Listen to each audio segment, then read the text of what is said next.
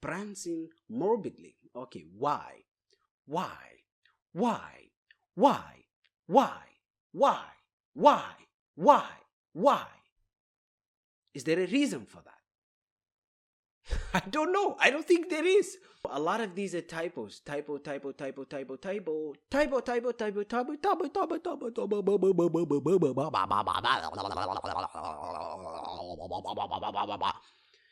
I'm dying here, man. This is too much. It's too much. Too much. Typo.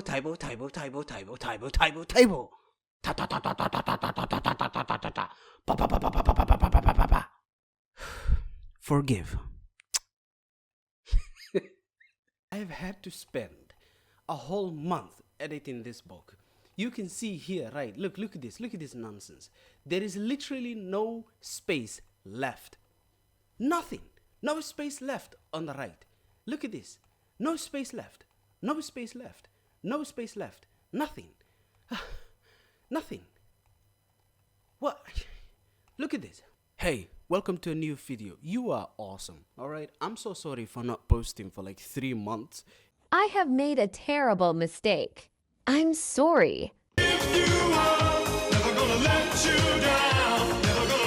It's because I've been trying to really rework how to do the YouTube channel thing, okay? And I decided basically I'm going to do full book edit. By the way, I do developmental editing, line editing, proofreading. So if you want me to help you out, you can send me an email through this, authorahmadsami@gmail.com, and I'll basically, we can discuss everything else there. First of all, this is a classic book. Everybody loves it. I love it too, and that's going to be the end of it. This review or this edit is fundamentally not going to be hate on the author or on the Eye of Argon. It is fundamentally meant to be a useful resource for authors who are actually trying to write books and get them published. Anyways, the Eye of Argon. This book is the definition of what not to do. Exhibit number 1. If you want to start a story, let's talk about developmentally, okay? If you want to start a story, how do you start a story? Well, logically, you're supposed to start a story with a story, right? Okay, one thing that you should really not do as much as you can, unless there is something unique to it, unless there is a story there, is to start your story like this. The weather-beaten trail wound ahead into the dust-racked climbs.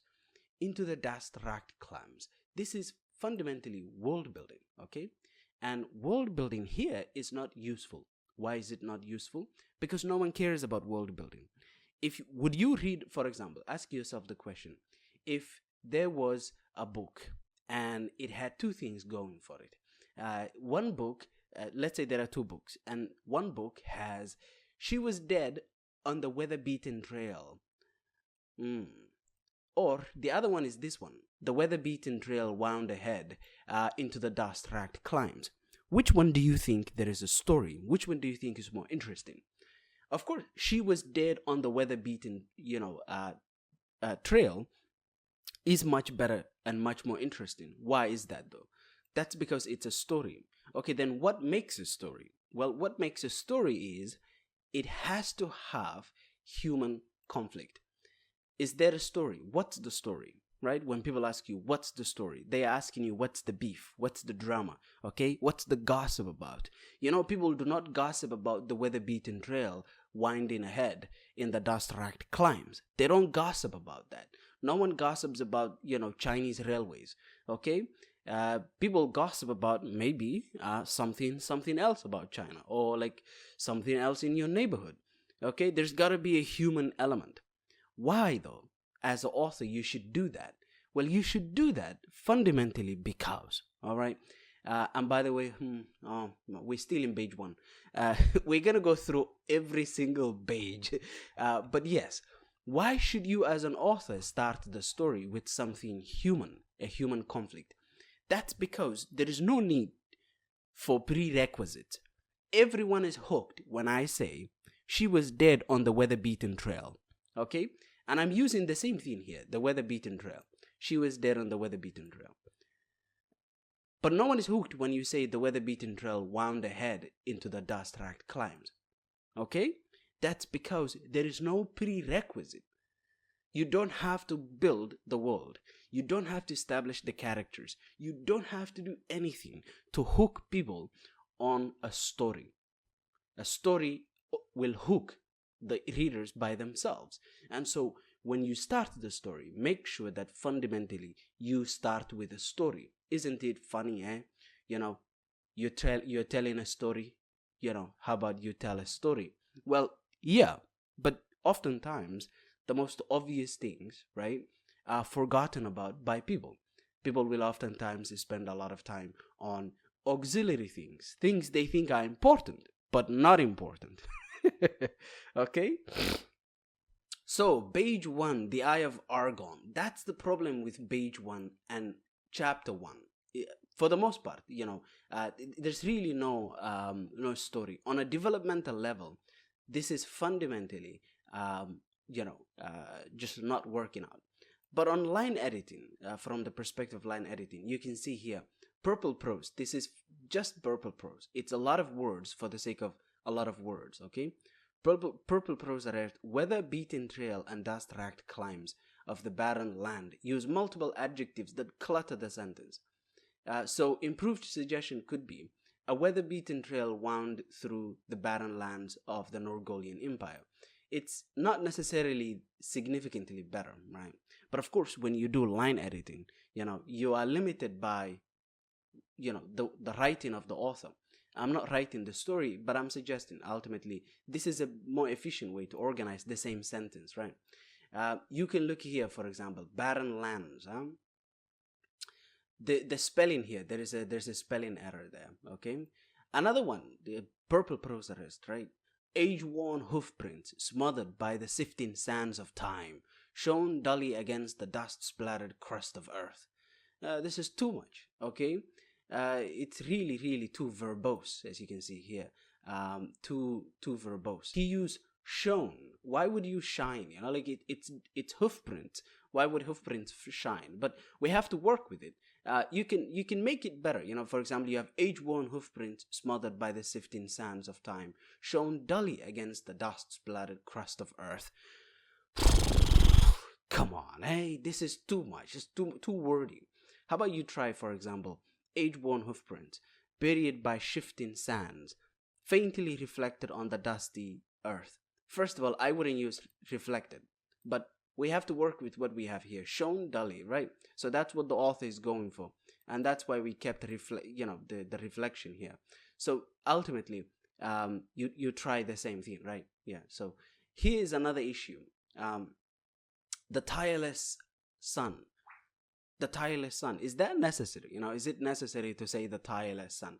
Not really. It's not necessary, okay? Because oftentimes the sun is tireless, okay? Cast its parching rays. Okay? Sure, whatever, man. This is too wordy, too much. So, for example, it's overly elaborate, right?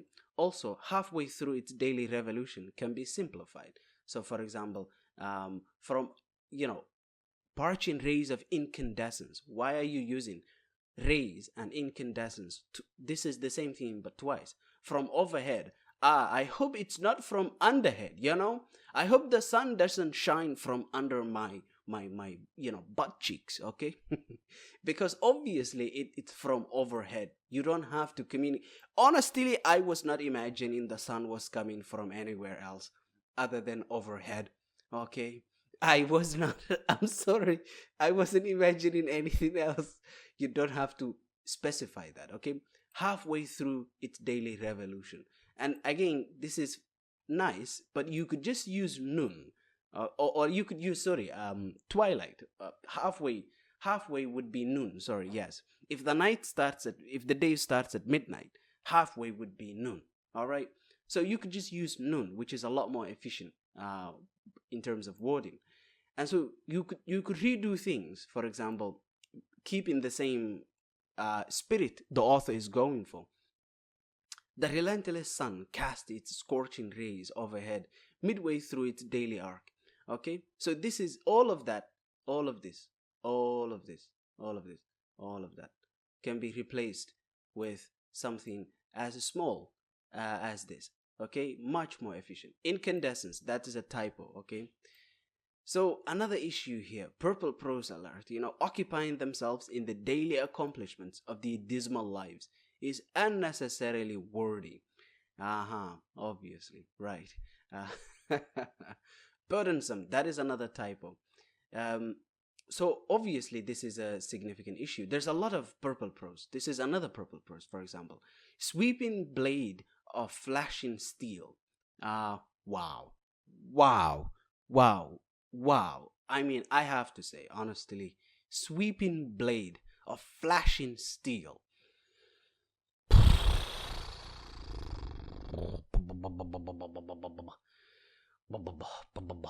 Honestly. And massive barbarian's hide enameled shield. Oh my god. And rippling right arm at all too wordy. Try, Gringa swung his steel blade from his massive shield, thrusting it into the soldier's vital organs. This will keep the same spirit and the same direction the author is going for, but it's a lot more straightforward, a lot more direct, a lot less distracting. That's the problem with purple prose. It's not that we are, as like editors or basically experts, are trying to make the story boring. You guys are trying to make it boring. You guys are trying to stop anyone from having fun. No.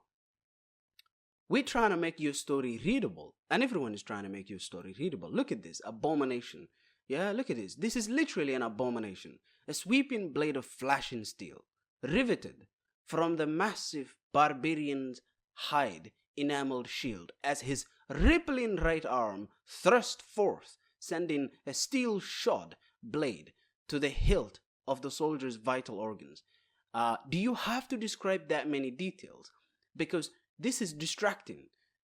I'm not sure if you're trying to write a book that is readable, that the readers will read, engage with.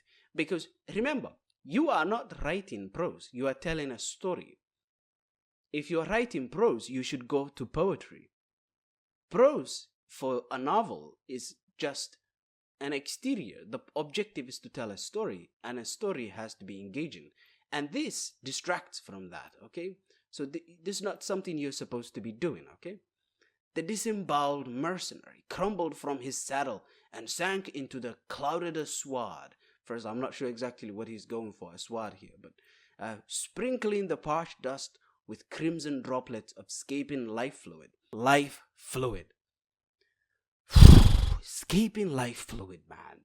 Escaping life fluid. We're still... How long has it been? How long has it been? Oh my god, how long has it been? I'm not exactly certain how long it has been.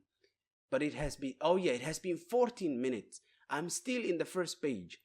Oh my god, I'm gonna be here for a very long time. Because we have to go through all of this. We have to go through all of this. We have to go through all of this. And it's already like 15 minutes or something like that. Oh my god.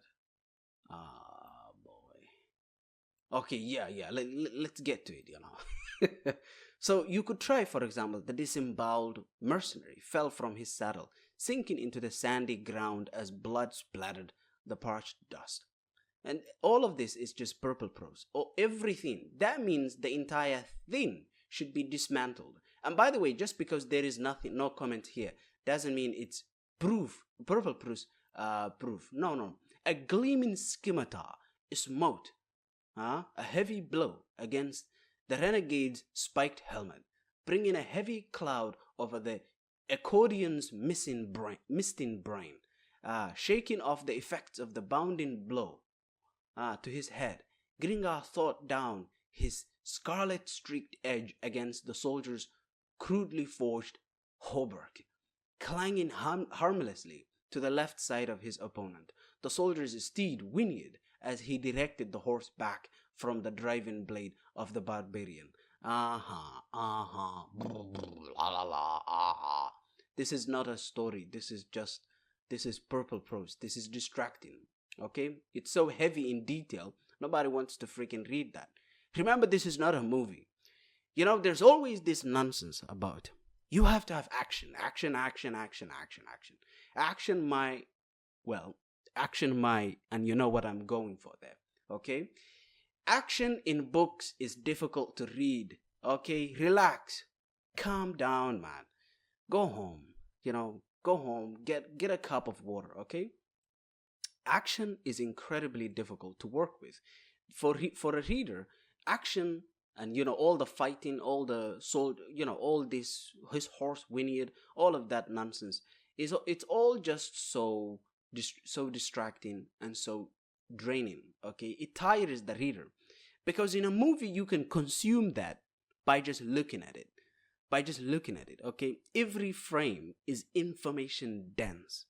It is information dense. The density of information in a frame is substantially higher than that of a book, okay? Specifically than that of for example, the page of a book. That's why they say an image is worth 1,000 words. That's because images are more information dense, and so you can absorb a lot of that seamlessly.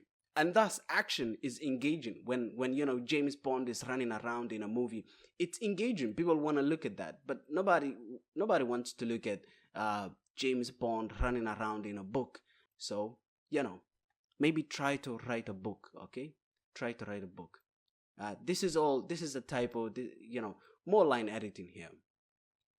The enthused, you can change it to the enthralled barbarian swiveled about.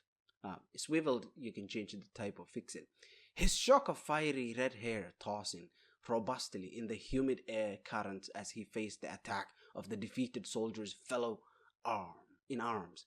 You can try the barbarian spun around, his fiery red hair whipping in the humid air as he faced another attacking soldier. Okay, you try to tell me, which of these two sentences is engaging to read? The enthralled barbarian swiveled about, his shock of a fiery red hair tossing robustly in the humid air. What? Tossing robustly in the humid air's currents. In the humid air currents. It's not enough that he says humid. It's not enough that he uses robustly. It's key that he adds current to it. Oh my God. So this entire part of the sentence is an abomination. The whole sentence is an abomination. As he faced the attack of the defeated soldier's fellow in arms. Okay, sure. The defeated soldier's friend, okay, is coming over to attack him. And his hair spun around, majestically, right? So how do you communicate that? How about you try this, The barbarian spun around, his fiery red hair whipping in the humid air as he faced another attacking soldier. There's hair and air. I don't like it. It kind of rhymes. It's a bit distracting. But it's whatever, man. It's significantly better. So this is the first page. Oh my God, we have to keep going. Oof, God help us. This is another one here. You can see that this is, emerald green orbs and chestnuts, swirled amount overly poetic. Okay. Try Gringar's emerald eyes glared at the struggling soldier beside his chestnut mount. So it's a lot of things, right? Basically, a lot of this is a typo. Gorzon, this is not a typo. Yes, it's a British way to write rumored, I think. Anyways, coursing. I think this is also not necessarily completely a typo. To antagonize your better. Anyways, so there's a lot of these two typos. Gringa here is a typo. Why? Because you need to basically get this to be a capital letter. Okay. But this one is not entirely a typo. Anyways, so again, all of this is just difficult to read. So let me clue you in on the story, okay? There's this barbarian called Gringa, okay? The barbarian Gringa was in this city called the Cimmerian city, okay? In this city, Cimmerian, okay, after he finishes fighting these goons, we learn about what happened with him. The trek to Gorsum was forced upon Gringa when the soldiers of Kryn were leashed upon him by faithless concubine he had wooed. So basically, he was in this other city, Cimmerian city. This is what it is called, right? Cimmerian city. And he essentially, convinced this faithless concubine, to sleep with him, right? And he was basically, she chased him, because, that would be scandalous, right? Yes, his scandalous activities throughout the Cimmerian city had unleashed throngs of havoc and uproar among its refined patricians. So the nobility don't like him. They release the soldiers on him, soldiers of Kryn. They put a bounty on his head, and he decides to flee. Where is he going? He's going to a place called Gorzom. Yes, Gorzom is where he's heading to, and where he will arrive in here. Arriving after dusk in Gorzom, okay? So he will arrive at Gorzom. But what is his objective? What does he want from Gorzom? I kid you not, legit, what he wants is more booty, okay? Because he was chased from the Cimmerian city, right? For booty, okay? Too much booty, man. Yeah, the nobility were pissed off. The patricians, refined patricians, okay? And so now he's coming to Gorzom because rumored to contain hordes of plunder and many young wenches for any man who has the backbone to wrest them away. So that's where we arrive in part 2. Whew, holy God. Oh my God. Okay, page 3. Finally, we arrived at page 3. So we arrive here. Finally, arriving after dusk in Gorzom. There's no comma there. There's no comma. And the name Gringa, the G is not, it's not capital, whatever. Descended down a dismal alley, reining his horse before a beaten tavern. All right, it's unnecessary. But anyways, developmental critique, okay? Developmental editing critique. Excessive exposition, too much blah, blah, blah, blah, okay? A good rule of thumb is, to keep in mind is the audience literally doesn't care at this point. In other words, this early into the story, the audience does not care. Okay, the best way to engage a reader this early into the story is not to exposit or show off your shiny purple prose or your world building. It is to have some human element. That's so easy. It was stormy in the Norgolian Empire doesn't vibe. Okay, try the debt collector was here because the debt collector was here ultimately is a substantially superior thing because there's a story there. Why is there a story? What is the story? It's socio-economic, The debt collector was here. Maybe the story is about inequality and the protagonist is poor or something like that. Anyways, so could be Karl Marx, and then he's like, the commodification, capital, the enforcers of capital are coming for me, whatever the heck. So in this chapter, right off the bat, the narrative dives into heavy descriptions, phrases like dust-racked climbs of the barren land and sifting sands of time shown dully against the dust-splattered crust of earth are vivid, sure, but honestly it feels a bit too much, okay? A bit much. Readers might struggle to picture the scene clearly because there's so much going on. Simplifying the descriptions can help create a more immediate and engaging atmosphere. Lack of character development. This early into the story, it's the perfect time to set up a guiding theme. What is a guiding theme? For instance, let's talk about this part here. The debt collector was here. So imagine a book that starts with the debt collector was here. The very first sentence is not only engaging, without any setup. I do not have to do any work, and you don't have to do any work in order to set this up. And fundamentally, the debt collector was here not only hooks the reader without any setup before that, which is really the objective of a hook, but it also serves to establish a theme. And the theme here is going to fundamentally be probably poverty or debt or something of that sort. And that can allow you to guide the story, okay? A guiding theme. The objective of a theme is to, essentially be the focus or the focal point or the guide or the steering wheel of the internal conflict, okay? Instead, Gringa is introduced mainly through his violent actions and physical strength. This is not a movie, it's a book. People don't really care about how his hair like basically his hair swayed robustly in the humid air currents. Nobody cares about that. It's a book. You need to have a thematic content. You have to have a story. That's what people are for. The drama, okay? Something to gossip about, something that is worth talking about. Yes. She was dead next door. Obviously.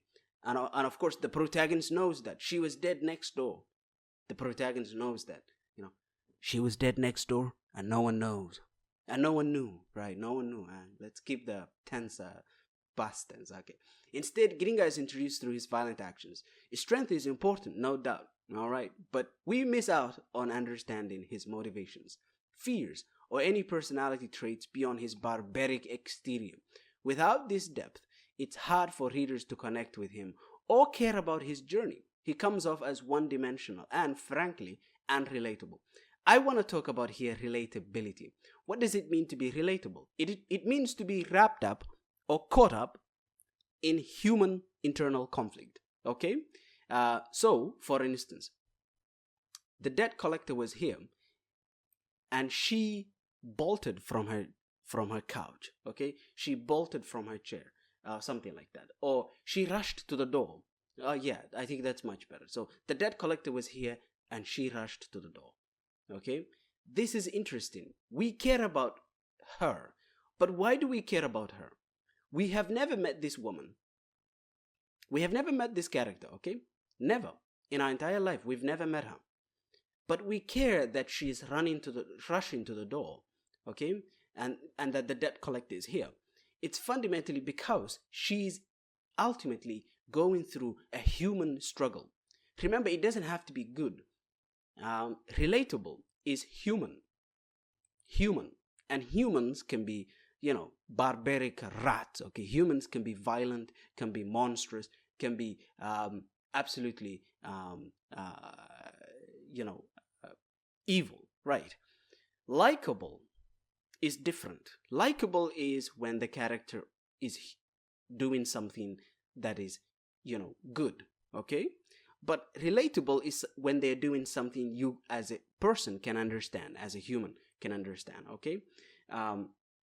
In that context, for example, Jaime Lannister from Song of Ice and Fire, Game of Thrones, is a good example.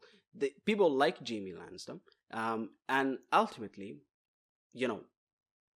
fundamentally, he's not necessarily likable, is he? But he's relatable. He goes through all these struggles, internal conflict, okay? And he changes and evolves as a character throughout the books. And so you have someone that is relatable, but not necessarily likable, yeah. And people really appreciate that about his character, okay?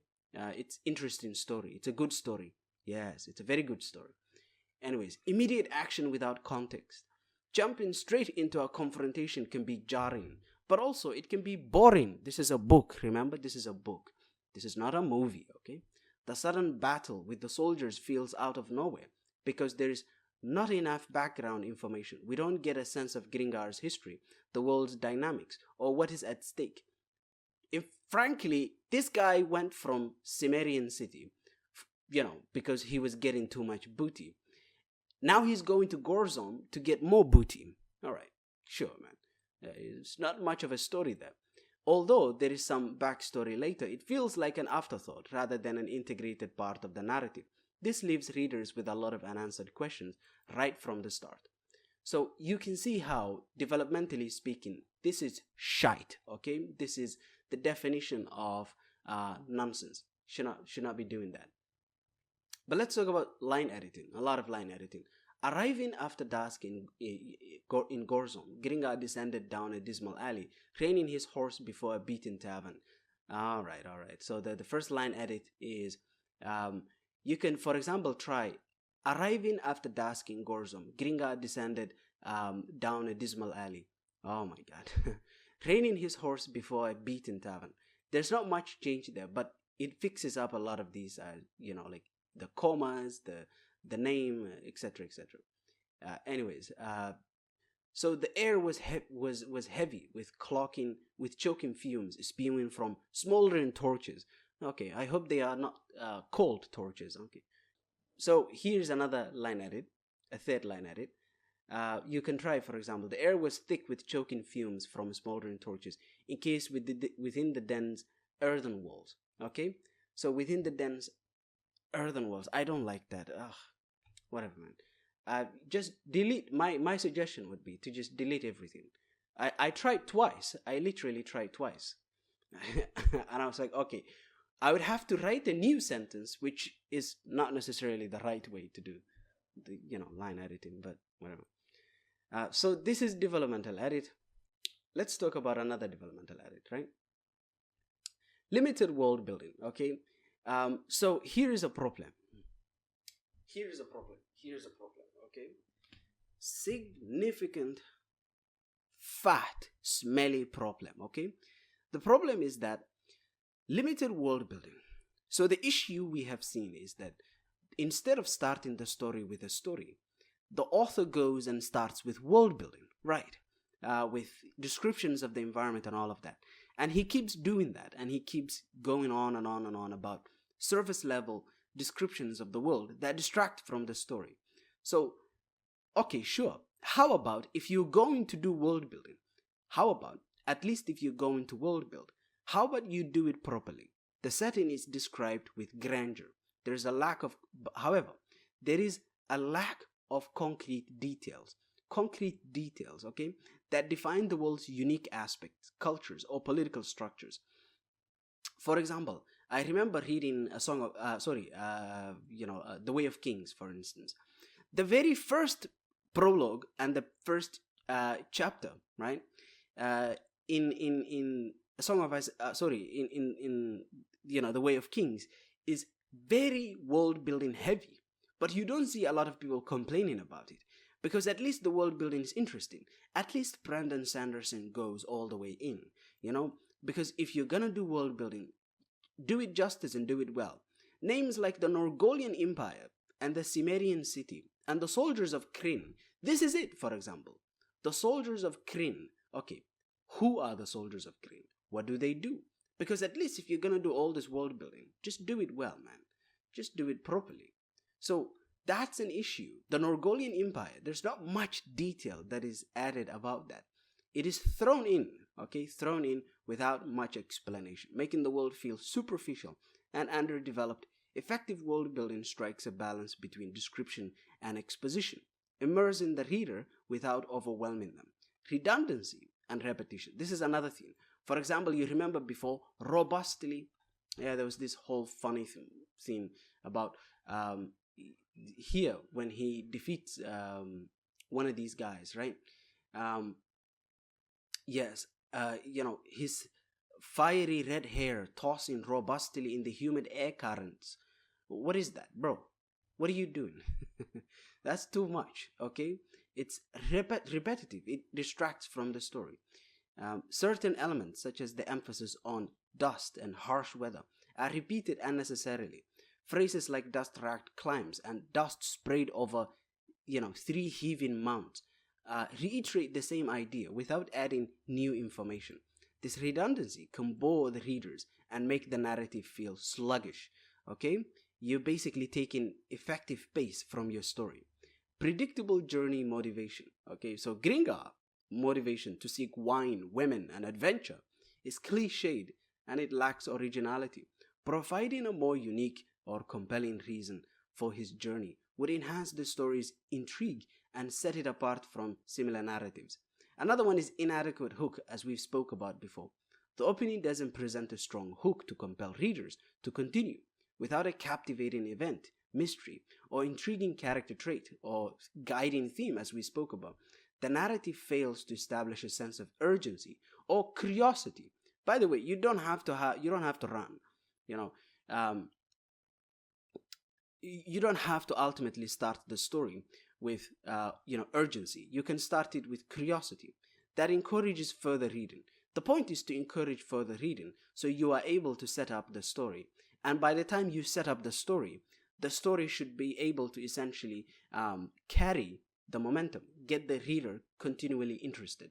Okay? So that's a significant issue. Anyways, here there's a comma missing right here. From where do you come, barbarian? You should put a comma there as well. Anyways, gasped the complying wench.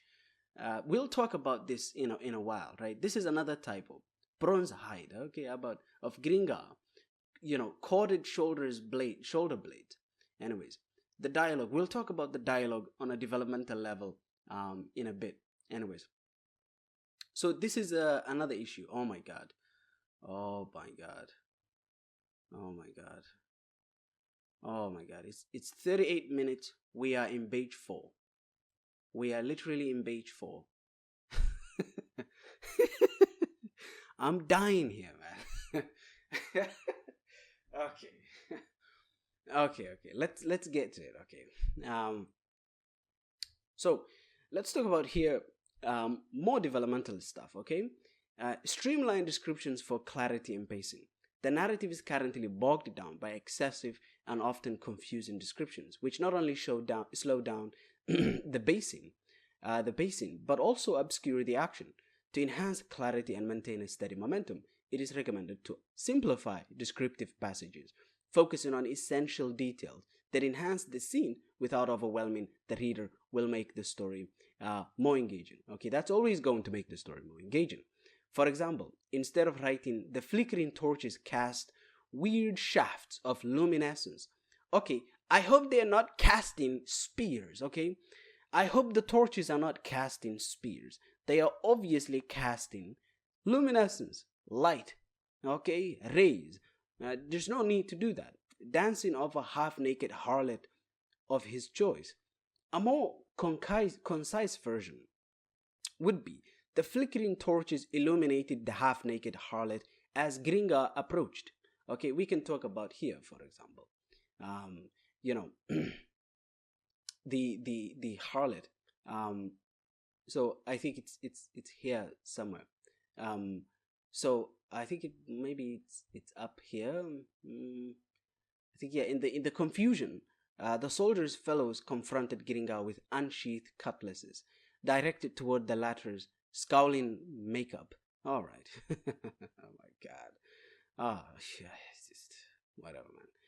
So you see the difference here, right? The flickering torches illuminated the half-naked harlot as Gringa approached, and you can see how the previous one is too wordy, too distracting.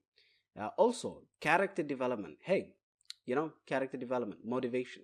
Gringa is currently portrayed primarily as a violent barbarian. Okay. So finally in page 5. Oh my god. Vegetation, that's a typo. Upon that's a typo right there. Corner, this is a corner. Right, this is a typo here. Liege, this you gotta put these two. Serenity, that's not how you write serenity. Wisdom becomes wisdom. Judgment, that's not how you write judgment. You have to remove that E. Indeed, a brave stranger. Indeed, brave stranger. You are indeed a brave stranger. So that would be much, much better. Okay. Also, there's no need for this exclamation point. Why? Think about it. Think about it for a second. Okay? Just read this. You dare to deal this blasphemous act to me? I hope you are not imagining some guy smoking weed and rolling around in his bed. Okay? This is obviously exclamatory, okay, or exclamation worthy. Okay, so you dare deal this blasphemous act to me, and there's no need therefore for this redundant communication. We spoke about this moments ago, right? On a developmental level, there's a lot of redundancy. I think it was here that we spoke about it. Oh boy, it's just a lot. Yes, excessive exposition. Lack of immediate action. Oh boy, come on, give me something. I think it was here. Yes, redundancy and repetition. Yes, so you can see how this is ultimately a developmental issue, where the author is simply just repeating useless information that doesn't add much of anything. You are indeed a brave stranger, yet your valor smacks of foolishness. Oh boy, we'll talk about the dialogue in a bit, because it's too much. Yeah, that's why I decided to, do the dialogue a little bit later. This is also a typo, noticeable. That's why you write noticeable. Palaces, you got to put this over there, right? And also, I shall never understand the ways the ways of your twisted civilization. Enough of this. Away with the slut before I lose my control. How about, it's like, okay, lose means when you have two O's. To loosen up means you do it gradually, exactly. So obviously, sure, that's not what you're trying to communicate. So it's obviously lose. Seeing the peril of his position, Gringa searched for an opening, crushing prudence to the sword. Oh my God. What if he plowed into the soldier at his left arm, taking hold of his sword. So majesty, you put an E there. There's, yeah, exactly. He swiveled, or oh my God, wait a minute. He swiveled to note the cause of the noble's attention. How about, why would you use swiveled there? It's obviously a typo, but the AI gets it wrong. It's not lived. The typo is not lived. Why would you use, that's why I noted it here. Why would you use swiveled there? On a line editing level, it's the worst thing. He turned, just use he turned, okay? This is distracting. Yeah, he swiveled to note the cause of the noble's attention. He turned. This, anyways. You need another M here, rimmed. A steel-rimmed bike clashed against his unguarded skull. Anyways. Peaceful reign supreme. An ever peaceful reign supreme. A lot of typos there, okay? Page 7, oh my God. We are not even close. Off. So, line editing, we're back to it, In this small chapter, Gringa, consciousness returned to Gringa in stigmatic pools as his mind gradually cleared of the cobwebs cluttering its inner recesses. Why? Yet the Stygian cloud of charcoal ebony remained. The Stygian cloud of charcoal ebony remained. I think maybe he was going for doubt or something like that. An incompatible shield of blackness enhanced by the bleak absence of sound. Anyways, you could try to change that. Gringar's regained consciousness, but the shadowy veil of ebony persisted. Look at this one, for instance. Gringar's muddled brain reeled from the shock of the blow he had received. First of all, that's a typo. Aperture, sorry. That's another typo. Shadowed land beyond the aperture of the grave. Wow. Yawned. Okay. For example, and perhaps worst of all, the denial to ever again encompass the lustful excitement of caressing the naked curves of the body of a trim young wench. All right. So what happened with this guy? Okay, so he arrives in Gorzom. He gets into beef. Long story short, he gets caught by this prince and he gets imprisoned. And that is when he is caught up in this shamanistic, insane, dark ritual, okay, where in the prison a lot of dark nonsense is going on, and he's going to meet quite a lot of interesting characters. And so he's now in prison. Our Giga Chat is in prison, and perhaps worst of all, the denial to ever again encompass the lustful excitement of caressing the naked curves of the body of a trim young wench. Essentially, he's never gonna get, right? He's never gonna get action again, stuck in this dungeon, all right? And that's where he regained consciousness. All right, they knocked him up before they put him in there because he's a freaking barbarian, all right? He's a mad barbarian. Anyways, so we move on. A tightly rung elliptical circle or torches cast the wavering shafts, prancing morbidly. Okay, why?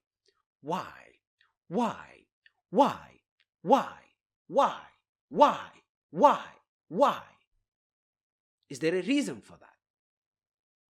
I don't know. I don't think there is. Torches cast the wavering shafts, prancing morbidly over the smooth surface of a rectangular reached altar. Come on, eh? What the heck, man? This is an abomination. This is not something you're supposed to do. Anyways, this is unnecessary. It's too distracting. Expertly chiseled forms of grotesque gargoyles graced the oblique rim, protruding. This is not, just not how you write it. The length of the grim orifice of death, staring forever ahead into nothingness, in complete ignorance of the bloody rites enacted in their presence. All right, this was really exhausting to read, as you can see. Brown flaking stains decorated the golden surface of the ridge surrounding the altar, which banked to a small slit at the lower right-hand corner of the altar. Using altar, just a lot of repetitive. You don't want to do that, okay? Also, how do you get altar wrong here, and then you write it well here? Anyway, the slit stood above a crudely bounded. There were so many typos, I stopped actually trying to do this. I decided that this whole thing is going to be developmental editing, line editing, okay? Because I hope it is clear that why this is a problem. I cannot change it too much, because then I would be writing the story, okay? Anyways, so the point is to point it out for the writer to change it, okay? But this is a suggestion, okay? Basically, what change did I make here? How about you segment them, okay? Segment, because that makes it easier to read, at least, okay? So dangling at the rim of golden mallet, groved could be grooved, all right? So a lot of these are typos. Typo.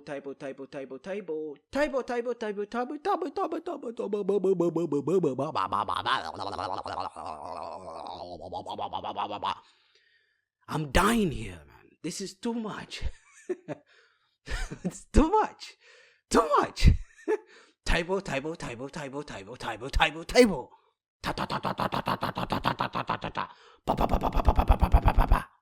Anyways. Forgive.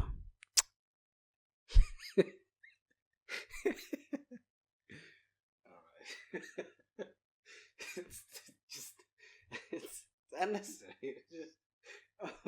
It is. Glaring directly down toward her was the stony, cycloptic face of the bloated deity. So here's what's happening here. Essentially, Gringa gets caught up in this, shamanistic ritual that is happening. And there's this lady that gets caught up in all of this. And he's watching from his cell, okay? He's watching from his cell, okay? We can see here. Her delicate lips trembled beneath, first of all. Her delicate lips trembled. You read this book, you will lose your mind. Either from laughing or from laughing harder, okay? Because you're never gonna hate this author. Genuinely, there's not much to hate, okay? It is. No one is obviously praying, okay? No one is praying for the downfall of this author, because he's already as down as you can go. We're all supporting this writer, okay? This is a classic book. Everybody loves this one. Okay, her delicate lips trembled beneath soft, narrow hands as she attempted. You don't have to do that. You just missed T there.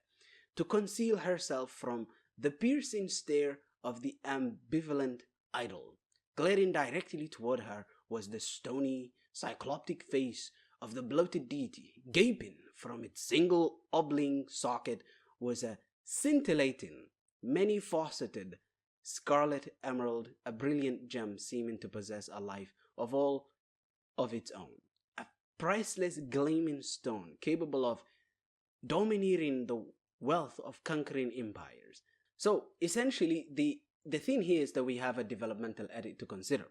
So far, there's been one major issue that has plagued this story. The emotional engagement is weak, thin, poor, could even say dusty. You know why this is sarcastic? I'm repeating the same thing, because the book repeats a lot of the same things. Anyways, to put it simply, the current passage heavily emphasizes vivid and elaborate descriptions of the setting and objects within the chamber, which, while atmospheric, overshadow the emotional and psychological state of Gringa. Because Gringa has just been caught, he's just been imprisoned, and he is suddenly in this dungeon where there's all this shamanistic stuff, and we do not see his psychological, emotional reactions to all of this. Yes, so you are not exploring the emotional depth of the character. To create a deeper emotional connection between Gringa and the reader, it is essential to delve into his internal experiences and reactions to his surroundings. For instance, instead of merely describing the oppressive environment, illustrate how Gringar feels trapped, fearful, or determined to escape. Incorporate his thoughts and emotions as he observes the grotesque altar, the chanting shamans, and the menacing eye of Argon. This can be achieved through internal monologue or sensory details that convey his anxiety, desperation, or strategic thinking. This guy's not thinking anything. He's just sort of watching what is happening, okay? Additionally, providing glimpses of his past or reasons for his current predicament can add layers to his character, making his struggle more relatable and compelling. Remember, by the way, relatable doesn't mean likable. It means that you have a human conflict that the readers can find fundamentally interesting to read or exciting or something of that sort.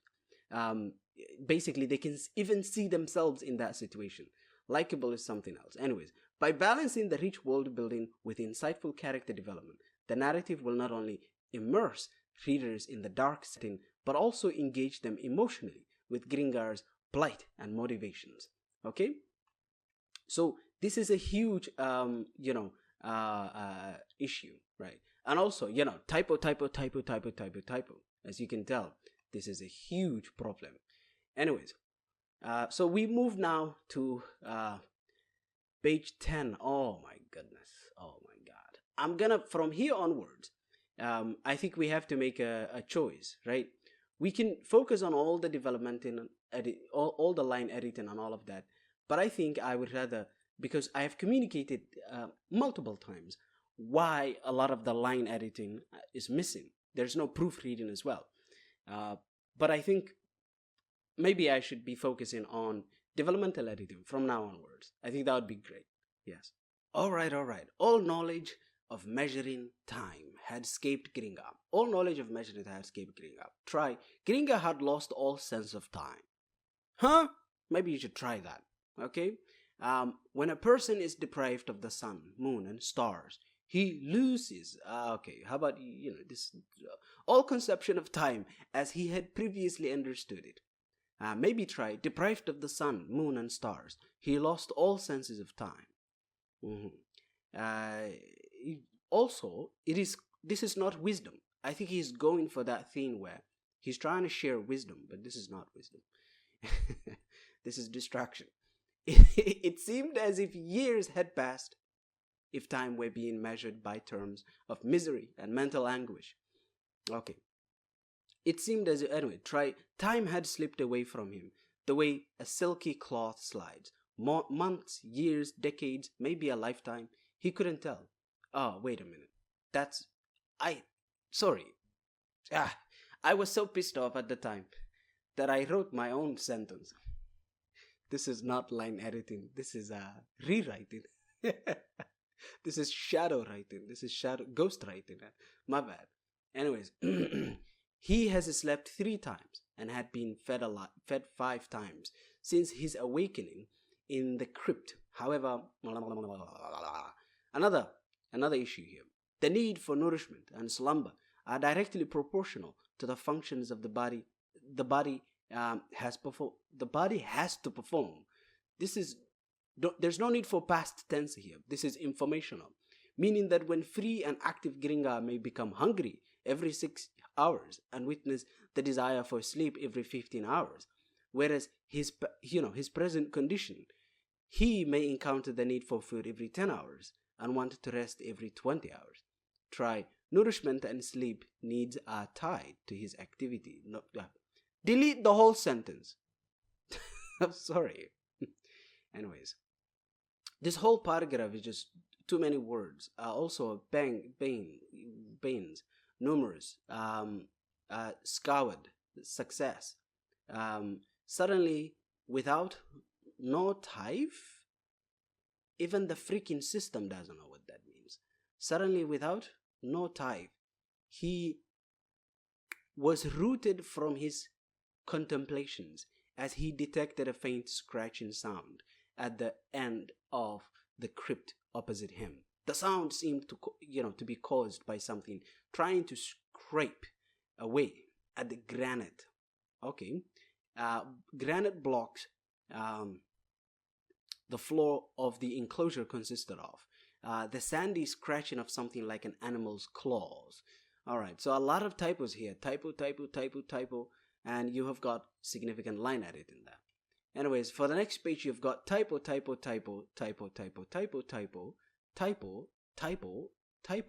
For them. For them is for him, I think. Torture in store for him. And also this is more line editing. You can see here, for example, Gringa grappled with the lashing flexor muscles of the repugnant body of a gargantuan bewildered rat. He's basically catching this rat and eating it, striving to hold its razor teeth from its juicy jugular. Okay, wow. As its beady grey organs of sight glazed into the flaring emeralds of its prey. This is unnecessary, distracting, and verbose. Try, Gringa grappled with the thrashing muscles of a grotesque brown, hided rat, fighting to keep its razor teeth from his throat as its beady eyes locked onto him. See? Yeah, significantly better. And I don't have to rewrite like this one right here. Yes, because I remember for this one, I think there was this time when I was so pissed off, I basically wrote my own sentence. You saw that before, right? So this one is his own stuff, right? So it's much better. So this is nice. All right. Keep in mind, right hand constricting Gringa should make this capital. Beneath his breath. Okay, yes, just air. Sending out a sprinkling shower of crimson gore. Anyways, he told himself that as long as he still breathed the gust of life through his lungs, hope was not lost, he told himself.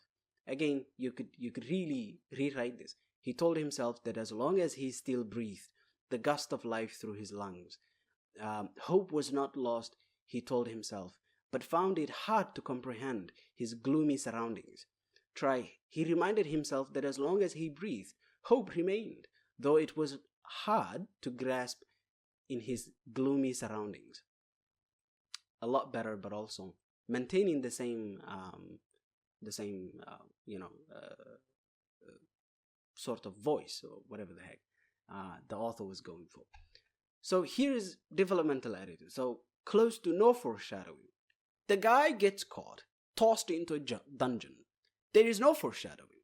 There's all this shamanistic, ritualistic BS going on about the eye of the world. No, the eye of Argon.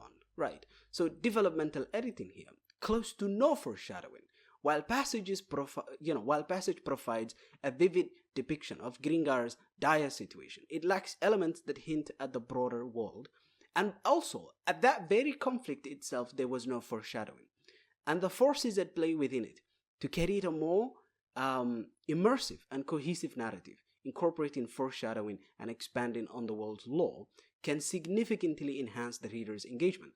For example, the mention of the Eye of Argon could be accompanied by subtle references to its legendary significance or past events that tie it to Gringar's current plight, introducing brief flashbacks or legends that recount previous encounters with the Eye of Argon.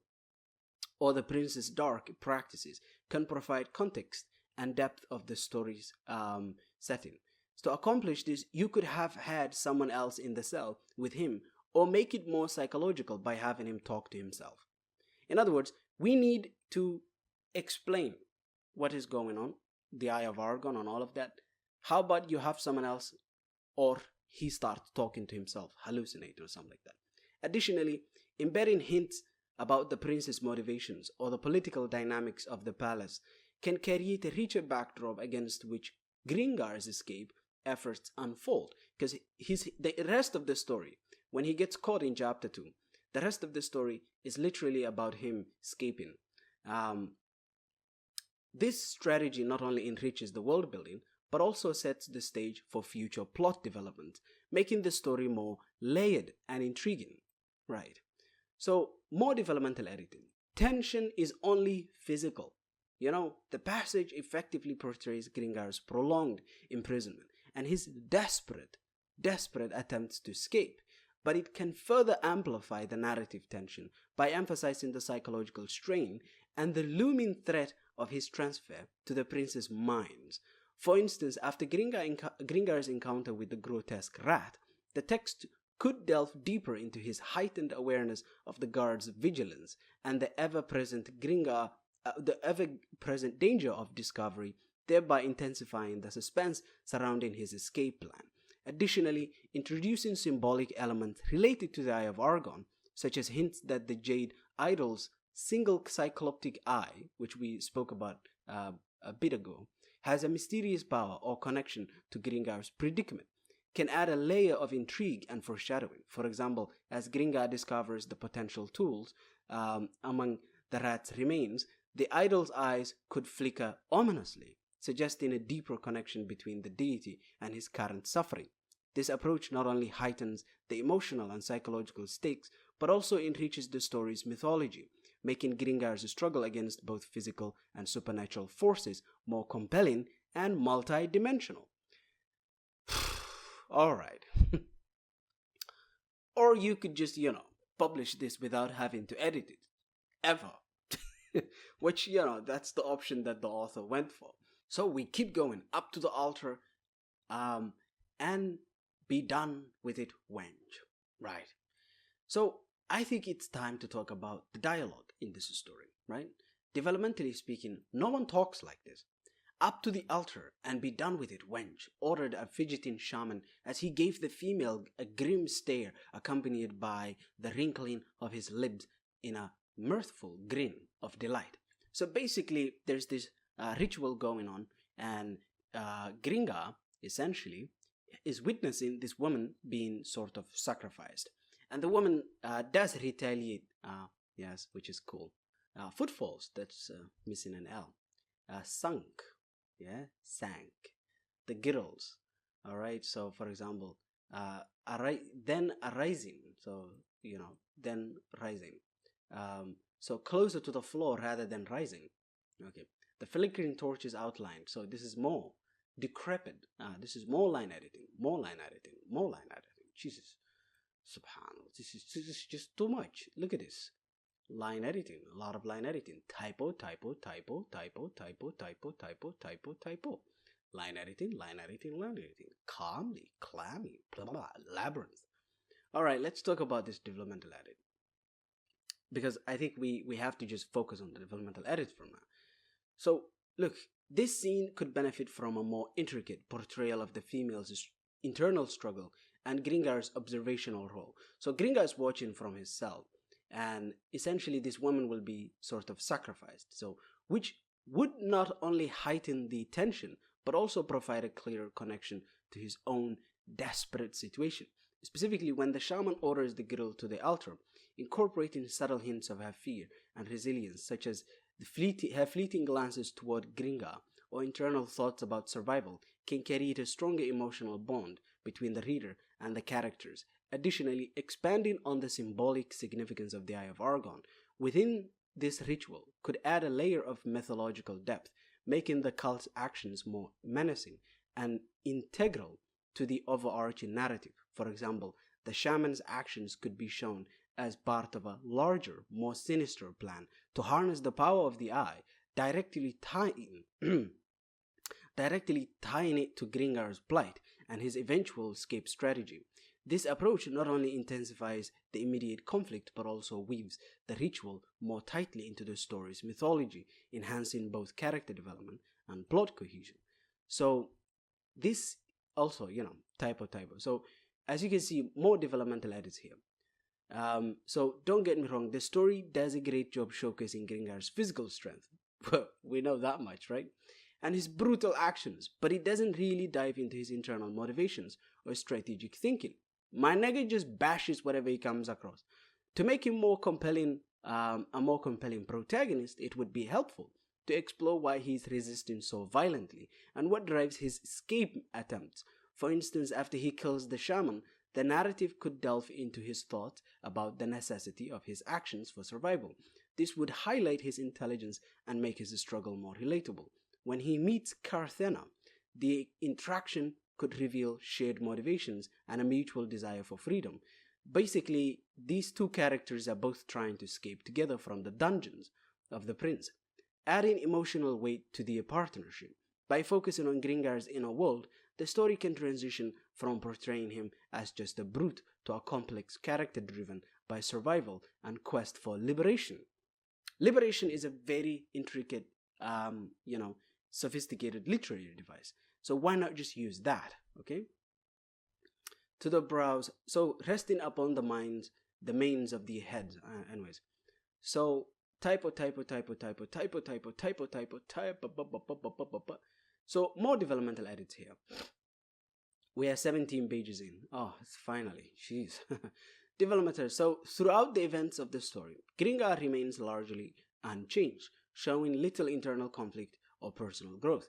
Despite facing numerous challenges and meeting new characters like Carthena, his character doesn't seem to evolve. Introducing internal conflicts or moments of self-doubt could add depth to his character. For instance, after witnessing the brutality of the cult, Gringar might question his own violent tendencies. This is a very important thing that I really thought was something that should have been done by any competent author, because he is violent. These people are violent. This whole place is violent. Maybe you should have questions about violence. Anyways, or consider the broader implications of his actions. The internal struggle could lead to character development, making him more relatable and providing a satisfying character arc as he overcomes not just the external obstacles, but also his inner demons. All right. Forgotten, miniature. These are all,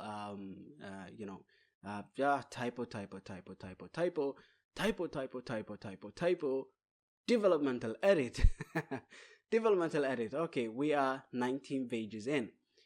Earlier in the story, there is a significant effort put into world building, setting up the environment and cultural backdrop. This is something that surprised me. This is something that shocked me.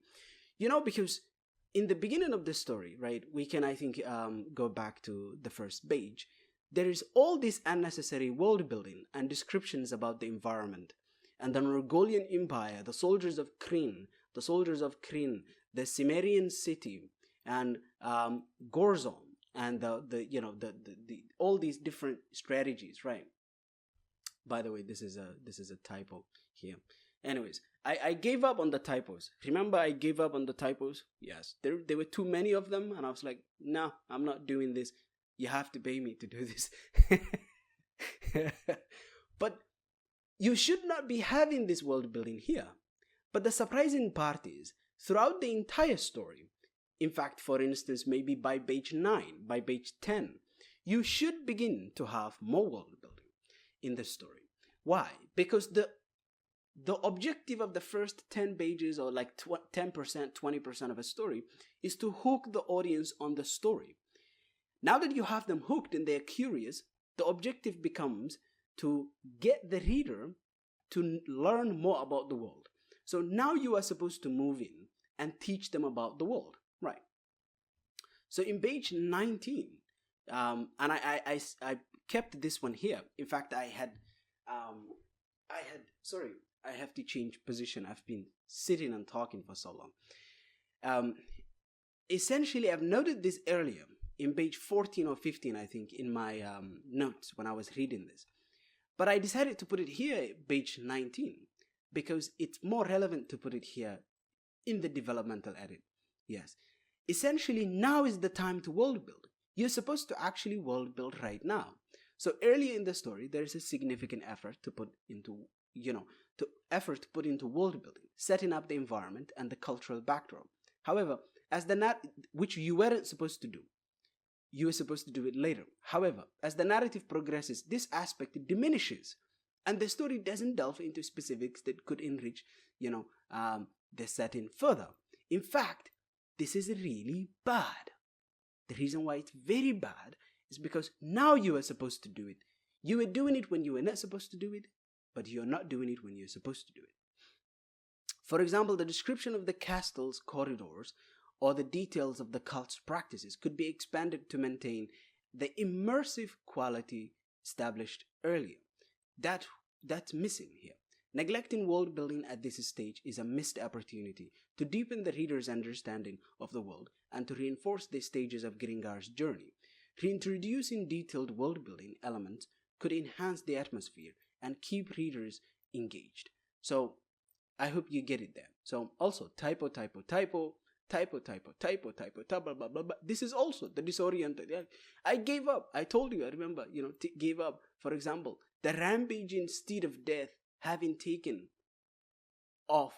Gringar for the moment. So typo. Coursing, typo. And finally, developmental edit. We're in page 20.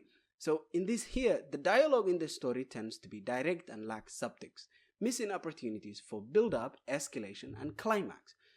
For instance, when Gringar and Carthena interact, the conversation quickly moves from introductions to immediate alliance without much tension or emotional nuance. To enhance the dialogue, consider adding layers of subtext that reveal the hidden fears, suspicions. Carthena is a woman in a dungeon in an environment where men have been pushing her around the whole time. And suddenly she meets this barbarian who is also a violent man, and she trusts him directly anyways. Or personal agendas. Perhaps Carthena is initially distrustful of Gringar, and the conversations gradually build trust through shared experiences or revelations. This approach could create a more engaging interaction that peaks at a satisfying climax, making the relationship feel earned rather than abrupt.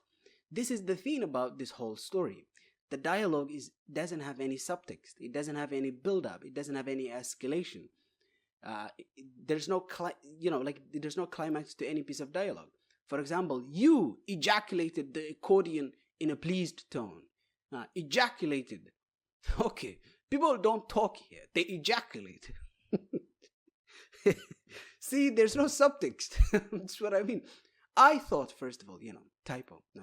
I thought that I had seen the last of you at the tavern, but verily, you need to remove, I think, one L. Yeah, remove one L. But verily, I was mistaken.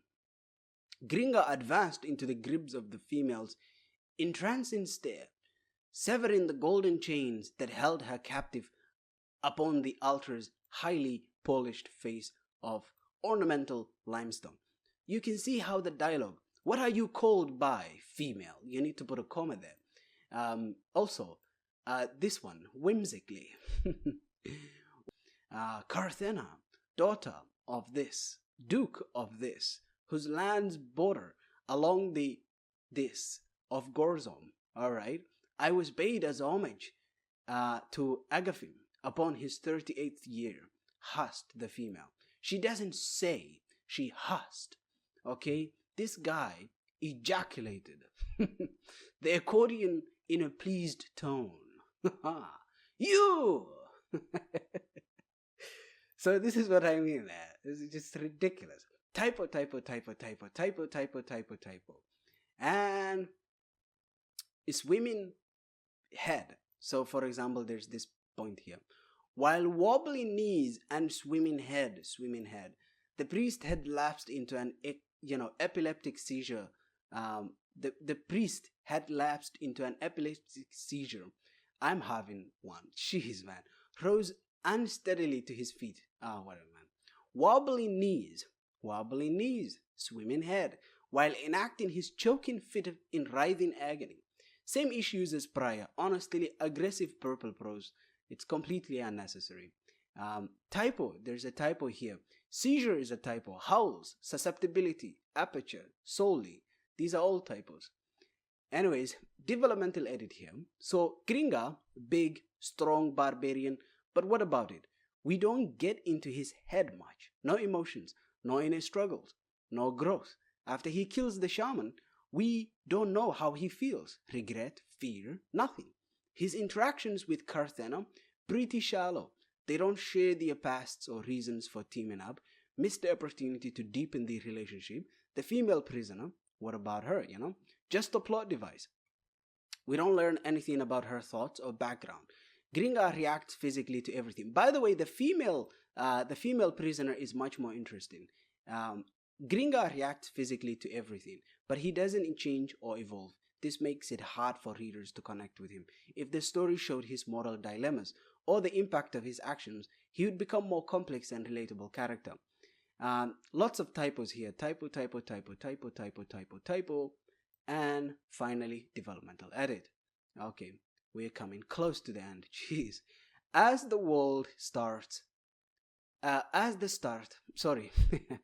the start, the world is richly detailed. We get immersed in the creepy palace and the sinister cult. The shaman's robes, the rituals, the idol, all vividly described. But as the story goes on, this level of detail drops off. Important things like the castle's corridors, the traps, and the police, and the politics between the Prince Agathim and his subjects aren't fleshed out. This inconsistency hurts the immersion. The world feels less complete and engaging. To fix this, the story should maintain consistent world building throughout. Keep weaving in cultural and mythological elements from the start to finish, at least, close to the start. That way, the setting stays cohesive and readers remain invested in the characters' struggles, but also they learn more as the story goes on. Also, typo. I literally wrote typo there because there's, this typo. So I just wrote typo. Yes, screw it. Typo. Anyways, here's another developmental edit. So this developmental edit is presently a dim light. So impossible to read and focus on the story when the prose is like this. So, presently a dim light was perceptibly filtering into the tunnel. Yeah, it's practically impossible to focus on the story. Casting a dim reddish hue upon the moldy wall of the passage's grim confines, Carthena had ceased her whimpering. Okay. Okay, man. And partially regained her composure. The tunnel's end must be nearing. Rays of sunlight are beginning to seep in. So, the story uses a lot of fancy over-the-top language. Sometimes it's too much. Phrases like wobbling knees and swimming head or shadowed in an eerie crimson glow can bog down the narrative. It makes the action hard to follow and less impactful. Simplifying the language would help. For example, Gringer's consciousness returned through dark pools as his mind cleared of cobwebs, but the shadowy veil of ebony persisted. Could just be Gringa regained consciousness, his mind clearing, but darkness remained. By focusing on clear, vivid imagery without the unnecessary fluff, the story would be sharper and more engaging. Also, typo, and finally, developmental edit. The final problem in this story, the dialogue often feels forced and unnatural. Characters say things that don't sound like real speech.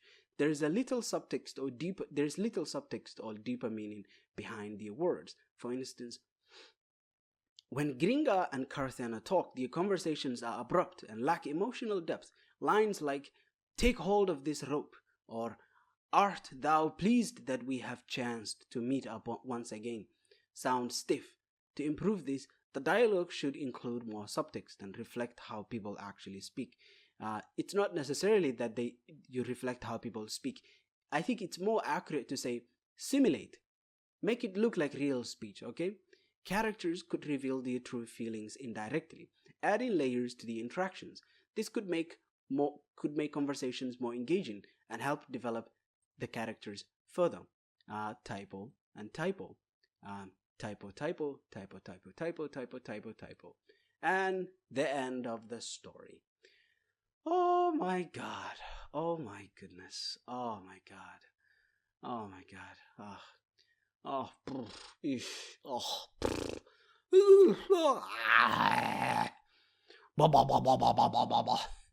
My back hurts. My I don't want to say that word, but everything hurts. My head hurts. I need to get cafe.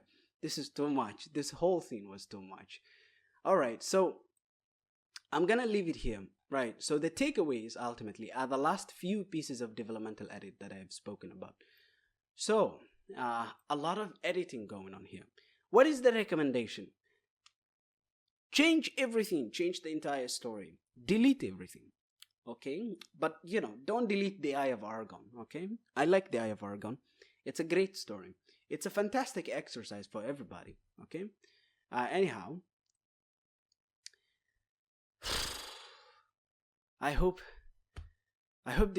you took it certainly exhausted a lot of energy, but yeah, I hope you took something from this. All right. And by the way, I do developmental editing, and line editing and proofreading.